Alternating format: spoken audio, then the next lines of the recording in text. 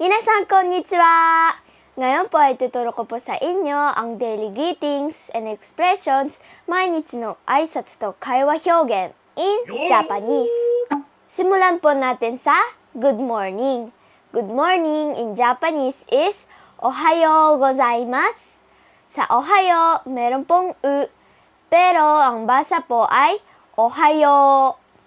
Next naman po ay good afternoon.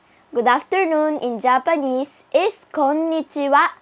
Sa konnichiwa, sa N po, merong ha, pero ang tama pong basa ay wa. Next naman po ay good evening. Good evening in Japanese is konbanwa. Katulad po ng konnichiwa, yung konbanwa po ay merong ha sa N, pero ang basa po ay wa. Next naman po ay goodbye. Goodbye in Japanese is sayonara. Katulad po sa ohayo gozaimasu, meron pong u, pero yung tamang pronunciation ay sayonara.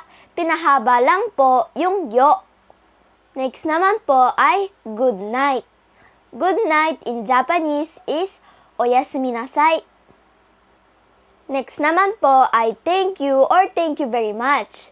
Thank you in Japanese is arigatou gozaimasu. Katulad po sa ohayo at sa sayonara, meron pong u, pero ang tamang pronunciation ay arigatou gozaimasu. Pinahaba lang po yung to. Next naman po ay excuse me or I'm sorry. Excuse me or I'm sorry in Japanese is sumimasen. Meron din pong gomen nasai.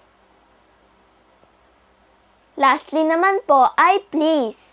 Please in Japanese is onegai shimasu.